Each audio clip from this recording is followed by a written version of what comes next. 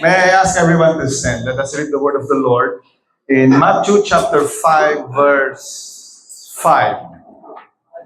Kunanalita, blessed are the meek, for they shall inherit the earth. Heavenly Father, we thank you for your faithfulness in our lives. All throughout this week, Apo, agyaman kami, ti adunga kinaimbag mo. We thank you for all the blessings nga marikrik nami, matangtanggap ni, ure kadagiti bendisyon nga saan ni nga makita. Father, we thank you for the gift of strength, the gift of life that you have bestowed upon us today. We thank you for this spiritual family. Ang mabalin na po Diyos nga tumulong, makiandingay, at encourage us in our Christian walk. And as we listen to your words today, makitungtong ka kadi Apo kada kami. Ang kadig agbalin Apo Diyos dito yung umaong sasaon. But may it be the guiding light of our lives.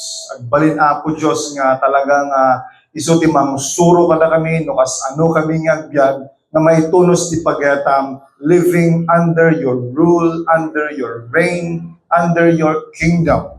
Teach us, Lord, to be meek, kas na isurat kadagiti nga sasaw. Bless your people today. In Jesus' name I pray. Amen. We are in a sermon series, Sermon on the Mount. Dagiti sermon ni Apo Jesus, ijay bantay. May kumamot mo pantay, ijay bantay niya. Ijay tayo mag-sermon. Ijay bantay.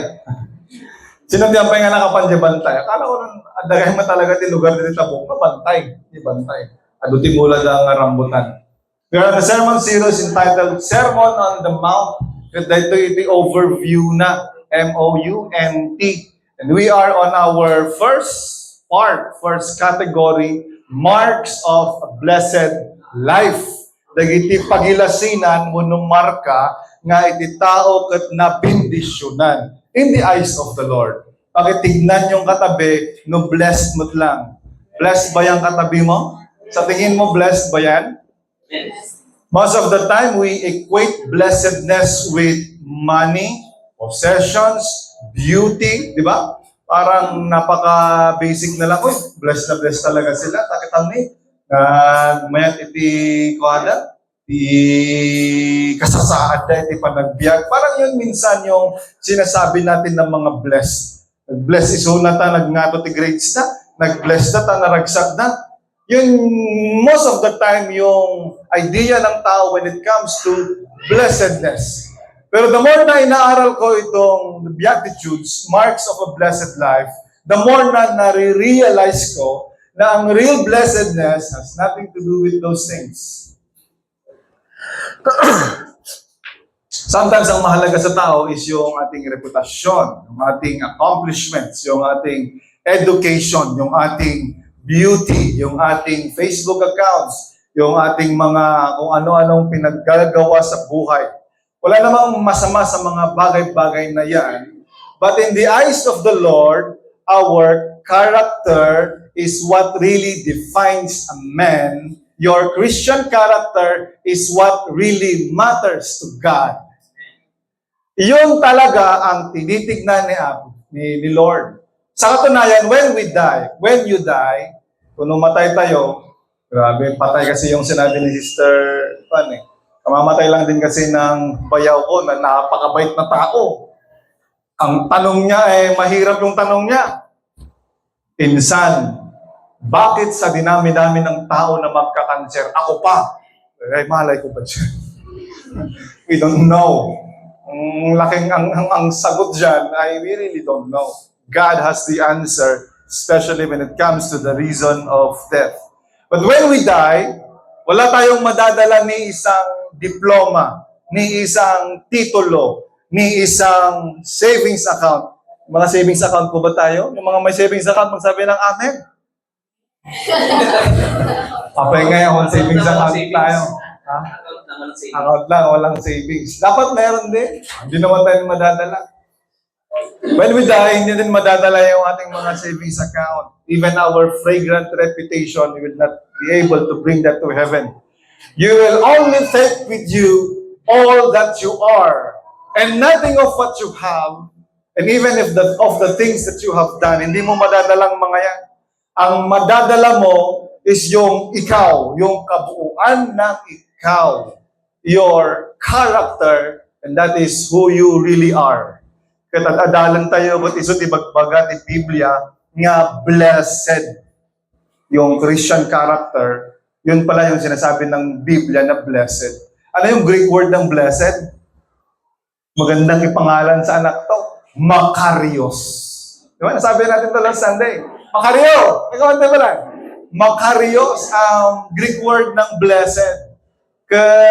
Ang Makarios, ito yung hindi lang basta happy. It means that you are under God's favor. It means that you are living the good life according to the standard of the Lord.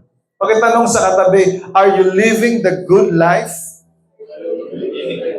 Makarios. Are you living the Makarios? May isang lugar na sa Greece ata yun. Ang pangalan ng lugar ay Makarios. Kasi yung lugar na yon, it has all the vegetation, it has all the, kumbaga, mayat kay iti sitwasyon na dating nga lugar, it can live on its own. So, it's about blessedness. Halang nga basta nga happy. Kahit no, dahil titibagbaga ti Biblia nga blessed, ay masapol nga adalan tayo, tapno di kasta kat mapagbiyagan tayo. Amen. Nang mas maayos. So tapos na tayo sa dalawa. Marks of a blessed life. Yung una, blessed are the poor in spirit, for theirs is the kingdom of heaven. Anong ibig sabihin yan? Wala pa akong narinig na taong nagsabing, blessed sila. Kasi poor in the spirit sila. Narinig na ba kayo nagsabing gano'n? Blessed na blessed ka talaga kasi poor in the spirit ka. Parang ang kadalasan, blessed ka kasi adokwartam. Blessed ka kasi naragsak ka. Blessed na kita kasi dakad di balay da, dudagiti possessions na. When you go to the Bible, iba ang pananaw at katuruan ng Diyos. Blessed are the poor in spirit, for theirs is the kingdom of God. No di may nga tao, makita na, poor in the spirit, you will see your need of God. Makita mga kasapulam ni Apo Diyos. Poor in the spirit is saying that, Lord, I need you. You are my life. You are my strength. You are my source. You are my sustenance. I cannot do this on my own. I cannot have value on my own. Sika nga talaga Apo Diyos, sika sa pulang. Pagbaga ti Biblia nga, blessed ka sa nga tao. Pakitanong sa katabi, blessed ka ba? Kung meron kang ganong kababalin, attitude, character, sinasabi ng Biblia that you are blessed in the eyes of the Lord. Pangalawa, di ba, blessed, last Sunday, blessed are those who mourn, for they shall be comforted. After seeing your need of God, makita mo di brokenness mo. Kung no, the more kang umas asidag iti silaw, the more nga makikita mo dagi di imperfections mo, the more nga mas asidag ka ti sarmeng, the more nga makita mo nilo makaya maggayang mo talaga. Diba? Bung makita maggayang. Apay dati ka awang mo dati ugid-ugid dito eh. Apay tatagad mo ugid-ugid na. Apay ugid na dito yan. We can see our imperfections. No, the more nga mas dagdayo in the holiness of God, makita tayo nga praise God if you can see the brokenness in your life because of sin. Bless ka if you mourn over the sin of your life. Tapos di ka stakot ada iti lugar na nga dumawat ka iti pakawan, dumawat ka iti kaasi kini Apo Diyos. Amen. Katagyaman tayo tako na ni Apo Diyos, those who mourn, they shall be comforted. Blessed na kita tao na nakita talaga nila ang kasalanan sa kanilang buhay. Today, we will continue with the number 3 na blessedness. Kuna na dito ay Matthew 5:5, blessed are the meek, for they shall inherit the earth. May PowerPoint tayo dyan. Blessed are the meek. Baga tayo man? Blessed are the meek, they will inherit the earth. May isa dito nga versikulo nga memorize ko. Kasi nung bata kami, pinapamemorize kami ni Daddy before kakain. Hindi naman every time, nung makalagit, awan bang mga nawa nag-memorize ti versikulo. Bilis. Biro ka ti verse mo. Pero isa tong verse na to na memorize namin kasi ang dali. Matthew 5:5, nagasat din na ima, tatawidan na daga. Di ba? Nagasat, nagiti na ima, tatawidan da iti daga. Memorize ko yan. But growing up, I never truly understood what it meant. It is my prayer today that we will understand. Pakisabi sa katabi, maawatang kuma. Blessed are the meek, for they shall inherit the earth. Sino po ang may mga sigurado na inheritance dito? Nasabi na ng parents niya, ito iti bagim, ito iti tawid mo, ito iti tawid mo. Daba? Sino tinapatawidan nito yan? Napatawidan ti ugali nga managpaspasugnod. Iso din na ipatawid kanya pastaw. It is talking about inheritance. Isa ito sa mga blessedness na napromisan, they shall inherit the earth. Pero ano ba ang ibig sabihin na to? Blessed are the meek. Noong inaaral ko ito, galing pala ito sa Psalms 37 verse 11. Nagulat ako. Jesus was just quoting Psalms 37 verse 11 when he teach about blessedness. Sabi sa Psalms chapter 37, blessed are the meek, for they shall inherit the land. And shall delight themselves in the abundance of peace. Kunana. Kat agad tayo iti konteksto na noon niya ti kaya nasawan iti meek. Noong panahon nila na digmaan ang trending. Those who are strong, those who are mighty, those with great armies, they are the ones who can conquer lands. Those who fight all the time, sila yung nakakakuha ng mga teritoryo, sila yung mga nakakakuha ng lands. Yung mga weak, yung mga mahihina, yung mga parang hindi nakikipag-away, powerless, gentle, sila yung mga nalileft behind, nawawalan ng lupa. Meron na ba sa family dito? Kaputa itatal lang ko, tawan tawid mo. Dagay kakabsat mo nga, agresibo. Let's go, titawid. Diba, naawanan ka? But then, when Jesus started to teach about blessedness, top 3 niya ito. And the ones who will inherit the earth are not the strong, not the mighty. Pero ang sinabi niya, blessed are the meek, for they shall inherit the earth. Not the strongest, not the one with the greatest armies, but those who are meek, those who are gentle, those who are humble, those who are trusting God, those who are not fighting their own way. Isunga ko na dyan, verse 1 to 37. Do not fret because of evildoers. Do not copy their ways. Bayaan nyo na kita agresibo nga tao. When I studied this word meek, napakalalim pala. Napakayaman pala ang kahulugan ng meek. Ano ba ito ka natin meek? Naumma. Ang Tagalog ng naumma? Mababang loob. Una sa lahat, meekness is not weakness. Pakisabi sa katabi, meekness is not weakness. Meekness ay hindi to kahinaan. Kadalasan ang alam natin pag meek ang tao, mababang loob, gentle, ang feeling natin ay mahihinang mga yan. Mahihinang loob, mahihinang boses, mahinhin, ayaw ng away, ayaw ng confrontation, or yung mga mahihiyain. May mga mahihiyain po ba dito? Amen. Pero kung pagkain,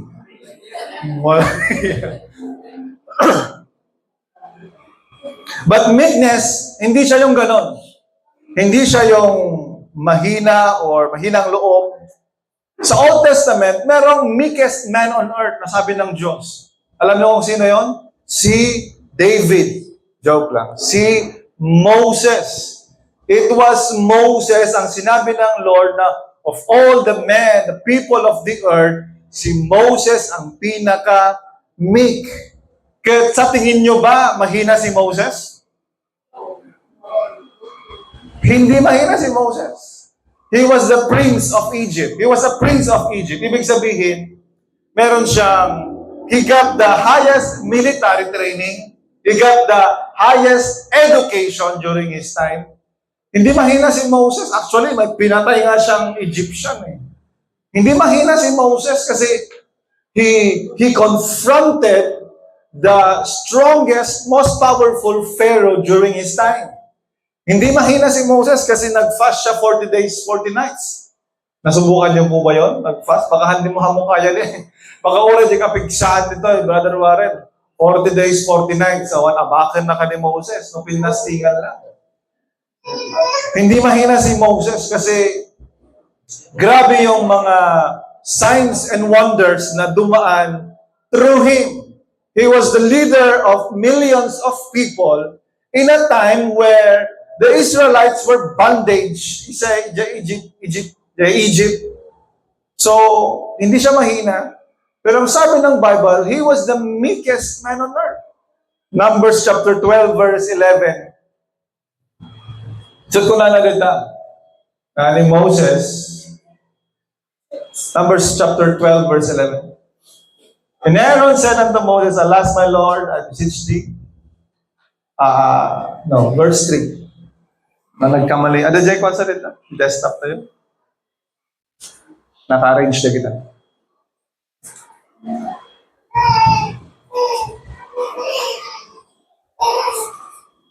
Numbers verse 12 verse 3. Now the man Moses was very meek above all the men which were upon the face of the earth. He was a strong man. He was the strongest man during his time, but he was also the meekest man of his time.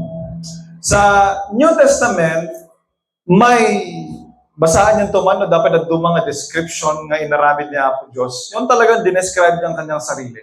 Sa aking pagbabasa, ito yung nabasa ko na he described himself. Jesus Christ described himself. Kaya sabi ni Lord sa Matthew chapter 11, verses 28 to 29, na nagkamali, kunana ni Jesus Christ, learn from me, for I am gentle. I am meek and lowly in heart. Tama ba? Matthew chapter 11, 28.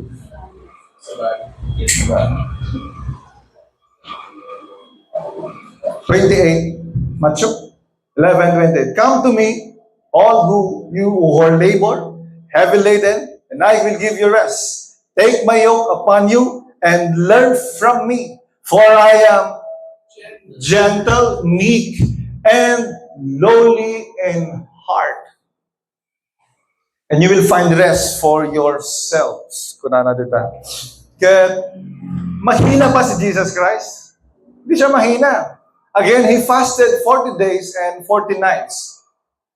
Hindi mahina si Jesus Christ kasi he confronted the most influential people during his time. Kinonfront na yung mga Pharisees, yung mga Sadducees. May one time pa na he overthrow yung mga tables sa temple. Pinalayas niya. Imagine Jesus Christ making a whip. Binabout na naganap tao, pinapanaw na suda. Was he with? No. He cast out every form of demonic acts. Hindi siya mahina. Pero ang sabi dyan, he was gentle. He was meek. He was lowly in heart. Anong ibig sabihin ng pagiging meek? Yung Greek word na ginamit sa Matthew, at yung Greek word din na ginamit kay Jesus Christ, is yung word na praus. Praus. Bagay pa yung manti praus. Praus. Yan. Praus. Pero yung nakapal yun dito. Makatatayo lang ang mga gawin dito eh. Praos, kaya na sa awa. This is a word that It has the idea of a very strong horse, a powerful na pigsa, a wild horse that has been tamed, that has been trained, that has been subdued, that has been domesticated, na-train nga kabalyo. Meron pa rin yung power niya, meron pa rin yung speed niya, meron pa rin yung strength niya, but it's now under control. And that is the idea of the word meek, praos. It is humble, gentle, submissive, but more than that, it is still under control. Kaya nag-met the meaning itimik no maadal tayo. Kaya no wonder this is the description that Jesus used for himself. Of all the blessedness para sa akin, ito ang pinaka-strongest character. Kaya at-adalag na ito, awan timay may sang a word. Kasi nung translate nila yung word na meek or praos, meek, other terms, gentle, other term, humble. Ngam no, subliam yung original usage of the word praos, wala kang isang word to really describe the word. Kaya I made an acronym of the word P-R-A-U-S to describe what biblical meekness is all about. Yung muna di amin, letter P, biblical meekness is power under control. Baga tayo namin, power under control. Katulad ng sinabi ko kanina, meekness is not weakness. It is actually possessing great power, but choosing not to misuse it. You have the power, but you know, kinpiliam,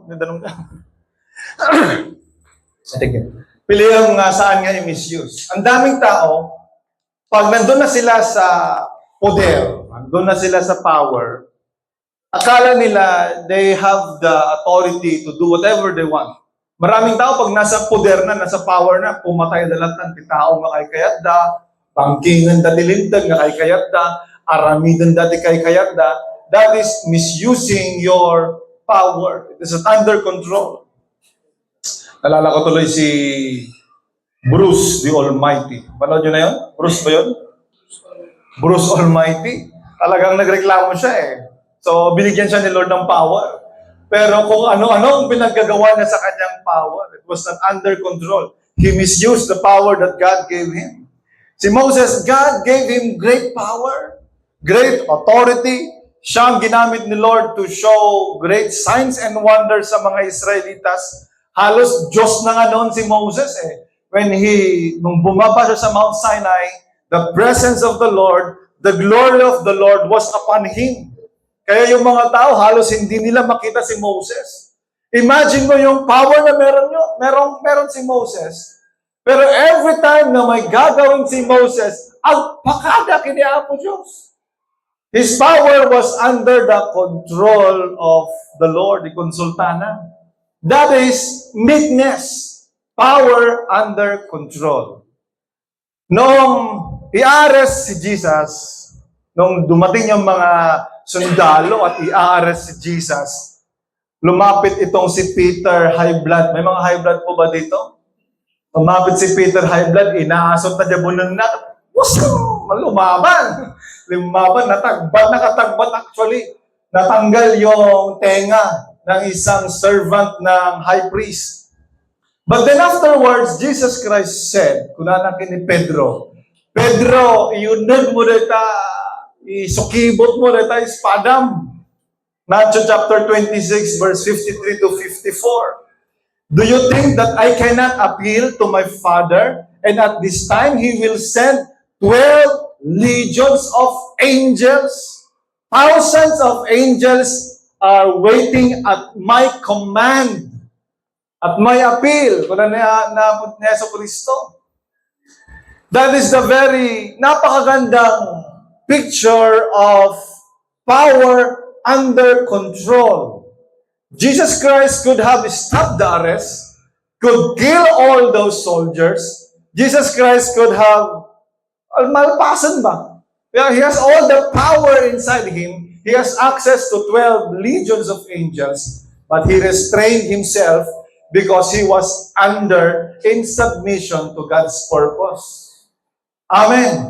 That is meekness. Yun ang ibig sabihin ng meekness. Power under control. Tunana, how then would the scriptures be fulfilled that says it must happen this way? Tunana kini Pedro. Power under control. If you are in the position and people would insult you, among nga adati power mo nga mang fire out, wano mang ungat kadagito yung tao. But when you sit down and listen and let the insult go, that is meekness. Amen? And someone gets. When your spouse tries to insult you and says a lot of things about you, and you as the father of the home, you know that you have the final word. Amen? Hanya kami nagbabae. In the family, it is the father who has the final say. Ganon dapat. It is the father who is in authority. But when you listen to your wife, you study it, you pass it on, and you do not burst out also in anger, that is meekness. Amen. It is not simply being gentle. It is not simply being humble. It is first and foremost power under control. Katulad ng kabayo, wild horse, meron pa rin yung power niya, meron yung strength, meron yung speed, meron yung instinct niya. But now it is under control. Praus, meek. May kadua, letter R, real meekness responds with gentleness. Baka tayo namin di gentleness. Praise God, yung grupo ng mga kalalakihan, ang tawag namin sa grupo ng mga kalalakihan ay gentlemen. Pero yung isang GC namin, men of courage. Nagets yung contrast? Men of courage, men of strength, men of power, but on the other hand, men who are gentle. That is meekness. Pakitignan nga yung katabi mo, gentle. Gentle ba? Gentle, no? Agur-urok, pastor. Urok na hindi ka nga gentle, di ba? Praise God din yung mga G forces, yung first G nila ay gentle ba yung first G nyo or gracious? Gentle din, mga gentle wives. Amen. Ano bang gentleness? Ano bang ibig sabihin ng response with gentleness? A meek person, saan nga basta-basta nga ag-high blood? Amen. Bakit ayaw niyong amenan yun? A meek person, a real meek person, hindi yan agad-agad na nag-burst out into uncontrolled anger. Wano, agwala-wala. Yung wild horse, yun, nagwala-wala niya. Tara na ka rin naman sa ka. Ngayon no, na-train dahil tanay ka, agparintubang pwede na. Tap numapang ka likod na. A meek person responds with grace, patience, wisdom, and gentleness. Amen. Iti meek na tao, pinapamuhay niya ang Proverbs chapter 15, verse 1. May memorize ko man ito, di amin nga G4 pero na gentleman. Anong sabi sa Proverbs chapter 15, verse 1? A gentle,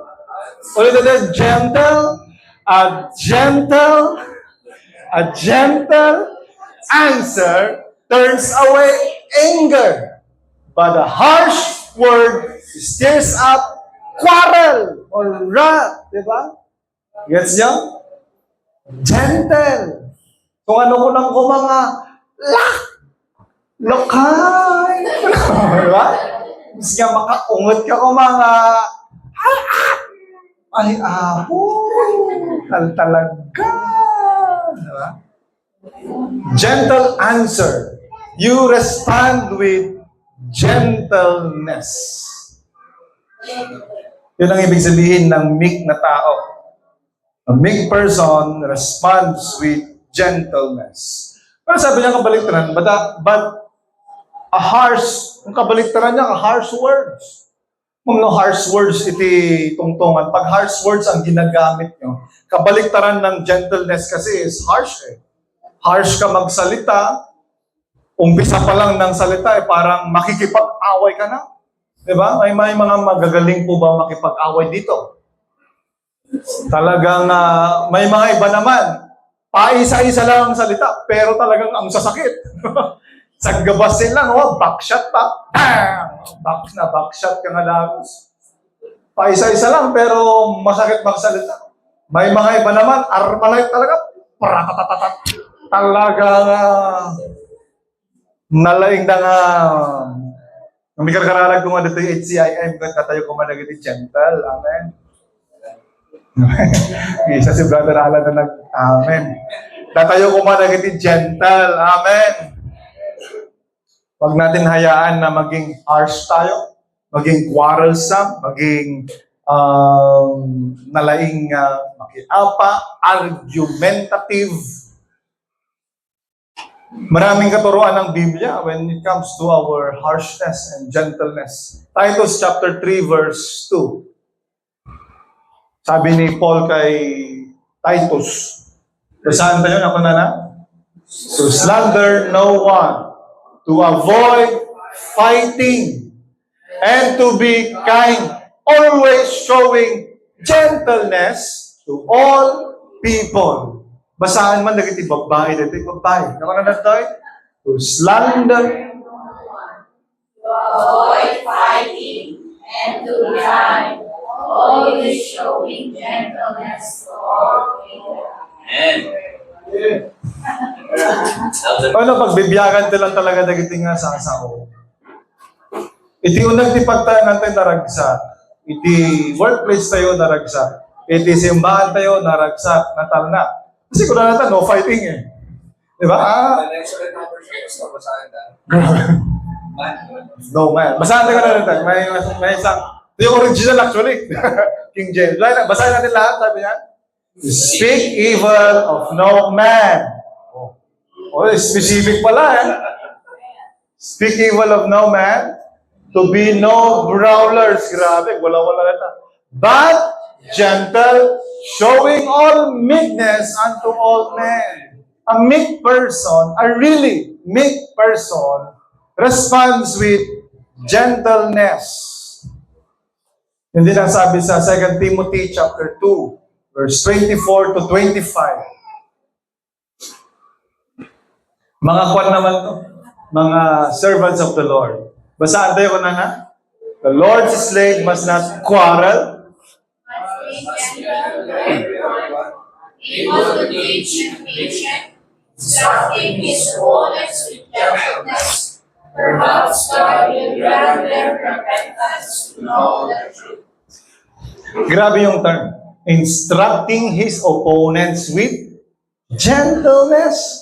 Kahit mga opponents mo daw, asapol nga, gentle latta, iti panaki saritam, panaki tungtong mo kadakwada. Because a truly meek person is a strong person. Strong yan. At ang strength ng tao, hindi makikita yan kung gaano kalakas sumigaw.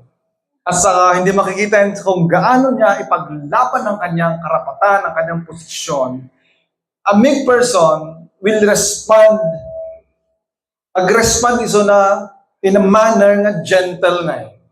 Gentle iso na but firm. Gentle ng usto, di bagbagana. Even in pressure, even no, adamang insulto king kuana. He responds with gentleness.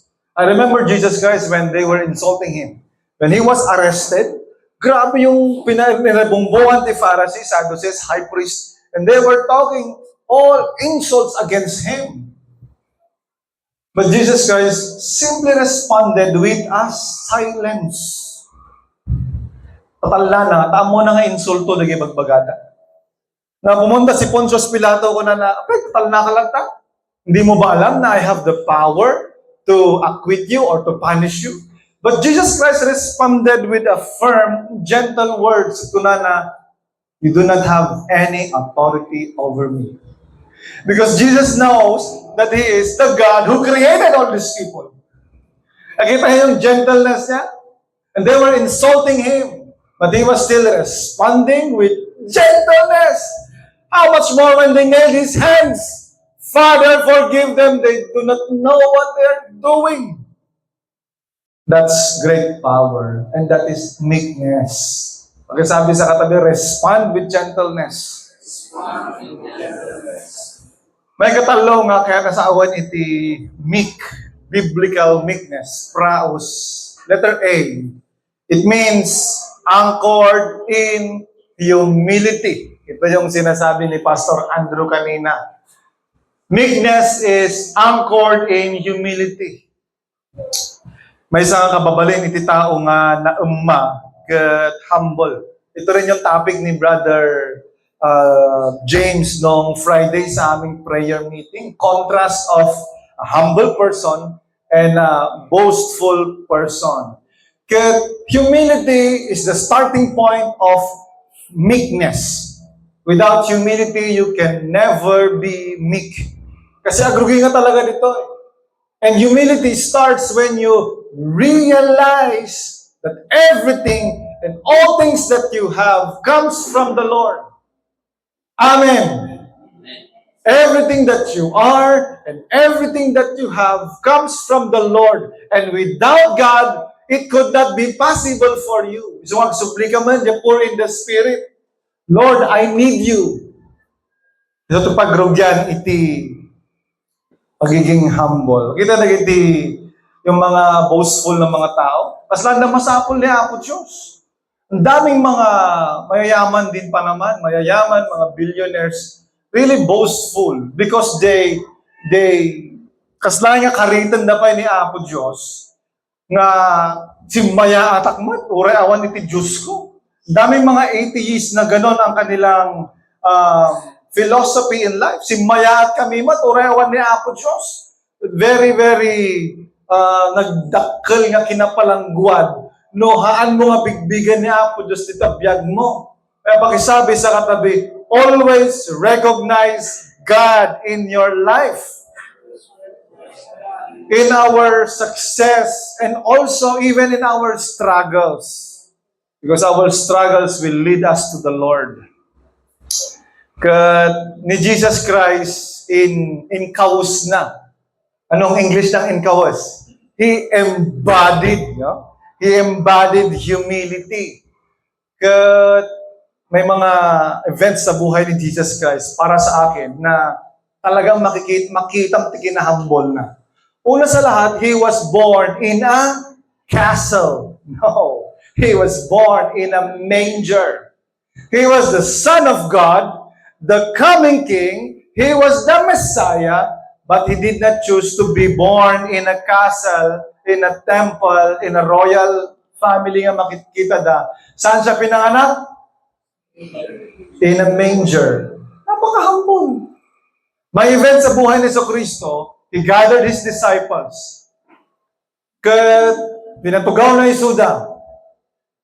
Kat nagala iti batya. Planggana. Makalaw na siya batya. Planggana nga. Kat nagala iti towel. Towel iti slave. Ang towel kasi nila noon malaki. Ibaradbud na dita. Kat ingkastana, binuguan na, isaka, nagijay, disipulos na.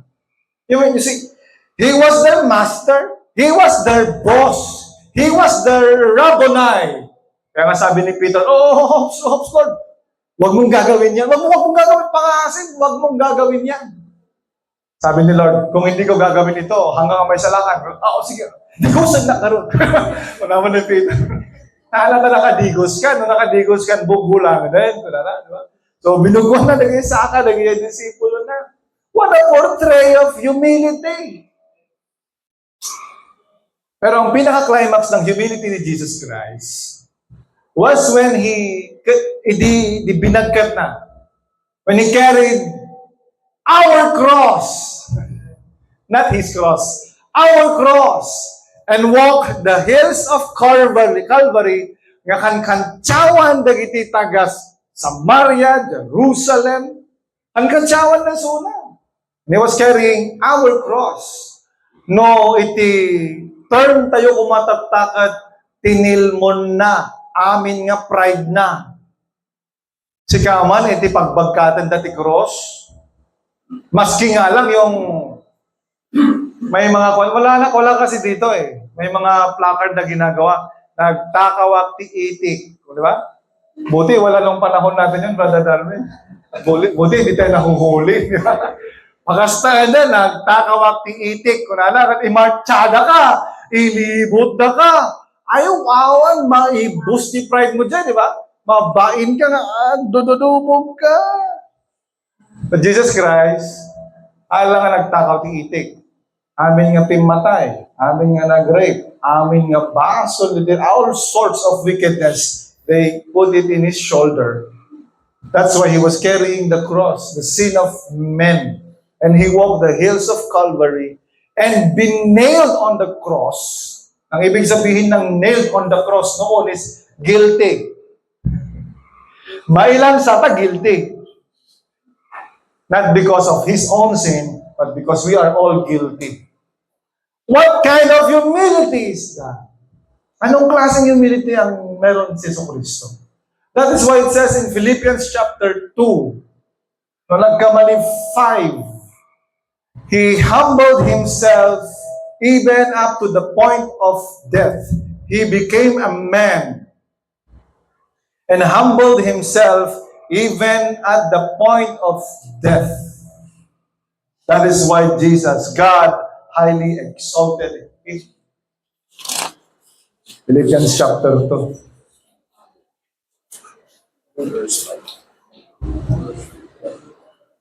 Ito yaman, basahan tayo.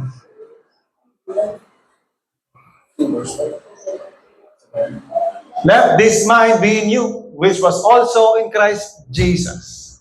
Right.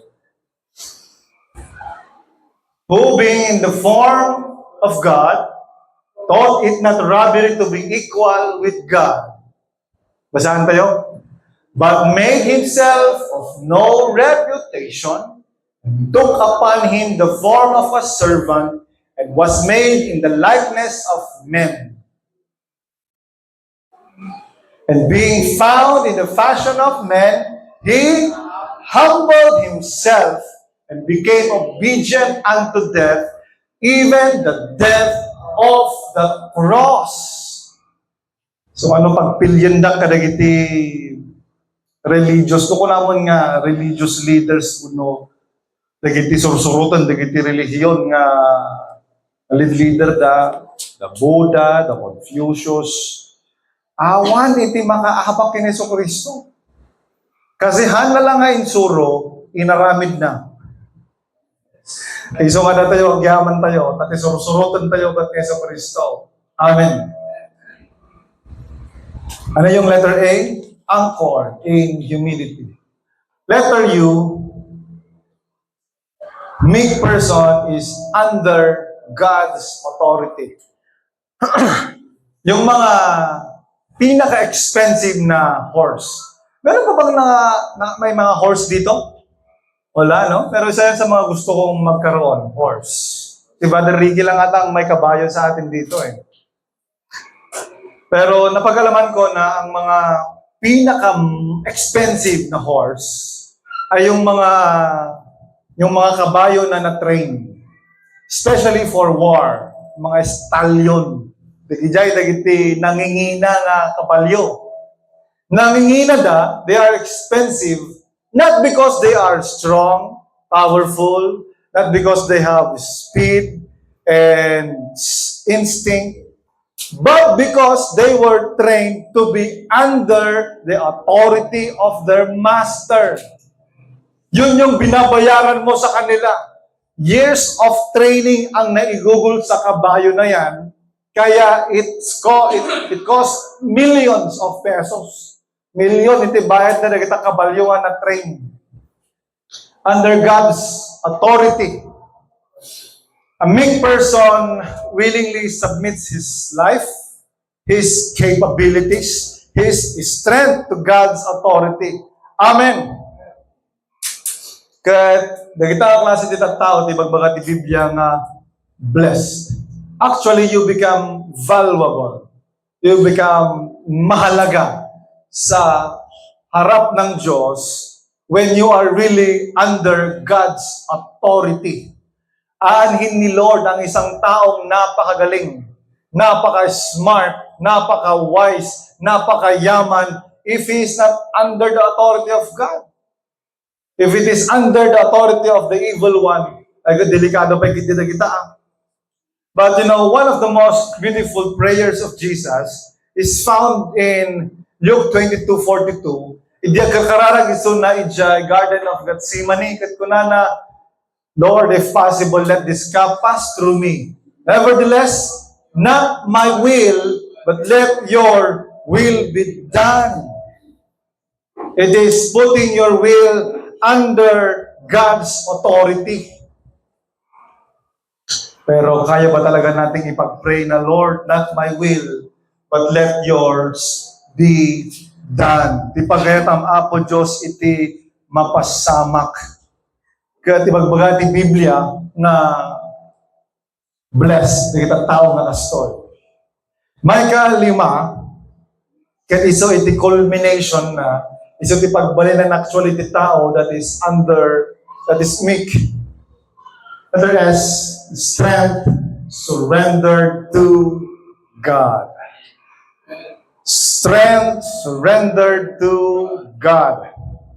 When a person is truly meek, talaga nga hala nga basta gentle yan. Hindi lang basta parang humble yan. But he is surrendered to God.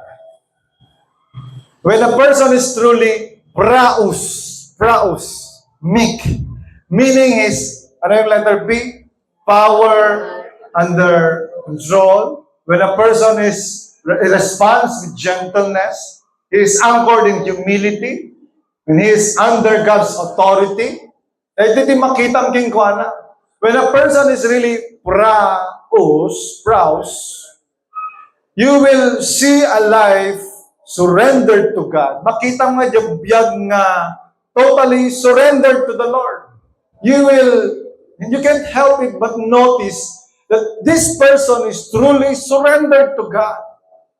Kadagiti amin nga aramidan na, kadagiti amin nga adang na, mailasin mo, nga dito nga tao, kat talagang meek. This is what you become when you are truly meek. You will have a life really surrendered to the Lord. Because, true strength, ang totoong kalakasan ay hindi ito it is not measured on how hard you push. It is not measured on how strong, it is not measured on how strong you shout and push on your own way. But it is measured on how gently we surrender our lives to the rule of God. Amen. That is true strength. When a person is truly surrendered to the Lord, that is true strength.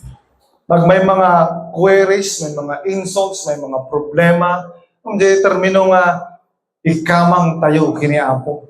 Kung ito nga termino, nang yunitang kadagiti matured nga Kristiyano, gibaga ka kadagiti nagdadagsin nga problema kada ikamang tayo kiniapo.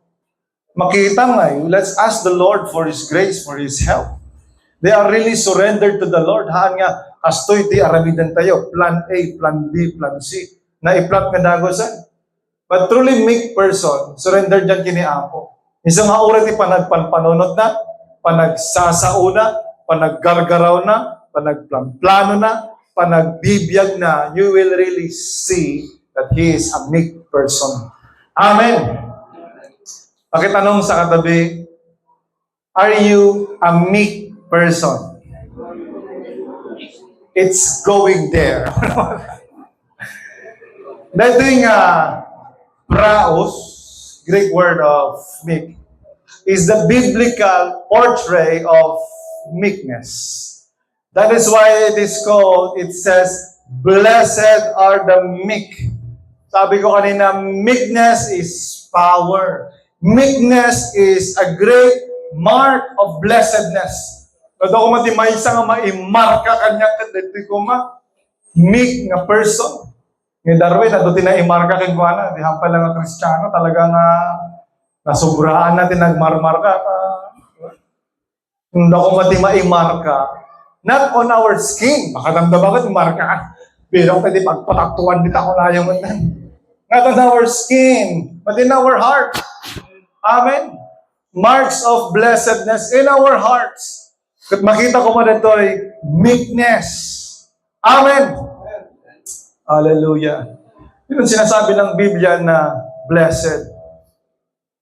Now, sabi niya, they will inherit the earth.